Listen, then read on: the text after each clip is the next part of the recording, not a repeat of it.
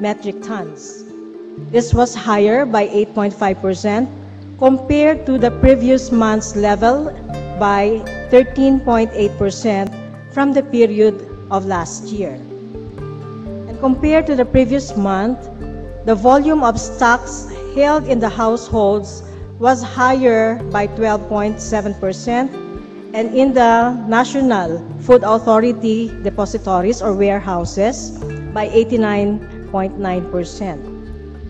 On the other hand, stocks in commercial warehouses went down by 10.6%. So we can say there would be domestic hoarding, no? Or stocks retained by the households. And compared to last year, stocks in the household sector dropped by 8.9%. But this went up by 1.9% in commercial warehouses. Let's take a look at our fishery production. Fishery production reached 2.4 million metric tons for aquaculture, while for commercial fishing, this produced about 1.2 million metric tons, while marine municipal fishing netted about 1.15 million metric tons. Inland municipal fishing, on the other hand, produced only 182,000 metric tons. It was said that the bulk of our halal exports are aquaculture or marine products. Luzon and Mindanao had an almost even share in the country's aquaculture production. Luzon having a slight edge over Mindanao for last year, 2008, and Luzon also led in the municipal fishing quantities, both for marine and inland fishing, with Mindanao taking up second spot. Mindanao, however, had the largest commercial fishing production, and this is mostly based in General Santos and Sarangani province, which is greater than the combined production in commercial fishing for both Luzon and Visayas. Okay, let's take a look at the commercial crop production. Among the 4 selected major commercial crops of the country, sugarcane topped in 2008 with a production level of 26.6 million metric tons. Coconut, which is one of the country's leading export products, produced about 15.3 million metric tons, and coffee production reached almost 49,000 metric tons, while cacao registered a production level of around 1,000 metric tons for the same year, 2008. For other crops, the Philippines produced 12.5 million metric tons of fruits in 2008. And among the country's leading fruit exports or produce are 1, banana, 2nd is pineapple, and 3rd, mango, which are also exported to other countries.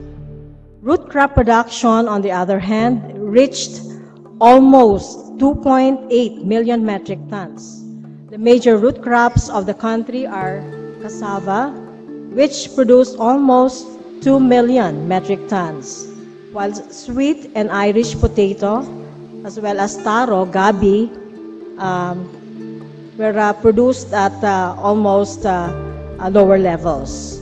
The country also produced around 1.5 million metric tons of vegetables. And our 3 top or leading vegetable products are squash, eggplant, and tomato. The country's nut production, which covers cashew and pili, was estimated at around 17,000 metric tons. Now, for halal food production, we'd like to show you again the process as presented in this slide. We also noted that this was covered by some of our speakers, so we'll just go through this very quickly. The process is called from farm to table, and as indicated in this slide, raw materials will either be slaughtered in case of animal raw materials, or processed, and then provided with ingredients. After which, this would undergo handling, packaging, storage, transport, and possibly another phase of storage and transportation before the final consumption. Now, those identified and defined previously as sources of halal food and drinks are those that would only qualify to be prepared as halal food and drinks. And while some level of authentication can be done, current available technology remains inadequate in the country today to ensure the authenticity or halalness of these products. The raw materials, even for imported products, despite undergoing some regulations, will still have to be verified. And we also took note that this gap is being addressed by the OST 12 through the department's initiative on constructing a halal science center and a testing laboratory. Now, slaughtering of live animals following halal procedures must be performed manually by Muslims of sound mind and who are mature and who fully understand the fundamentals and conditions related to slaughtering. Situations that this particular requirement is not followed are highly possible, given the limited technology and monitoring personnel to validate these procedures. Live animals in their normal conditions, which are only permitted or halal, okay, should be slaughtered properly, no?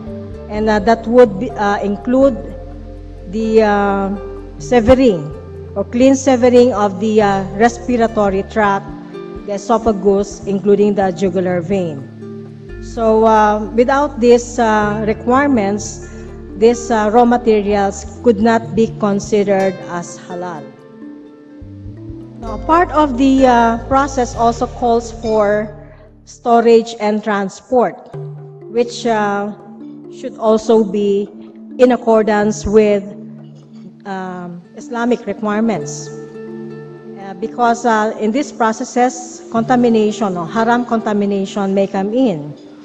Ideally, halal food and drinks should not be kept or stored nor displayed with non-halal or haram goods, such as storing chicken and pork or displaying chicken and pork together, which happens usually in many Filipino food establishments.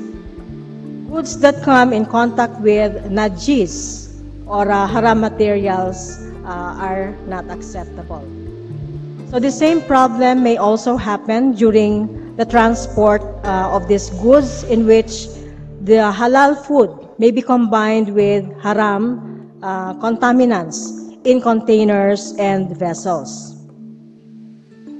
Now, since the Philippines is a multicultural and multi-religious country, there are some issues that we have to contend with. And this would include, one, contamination during processing operations, including the equipment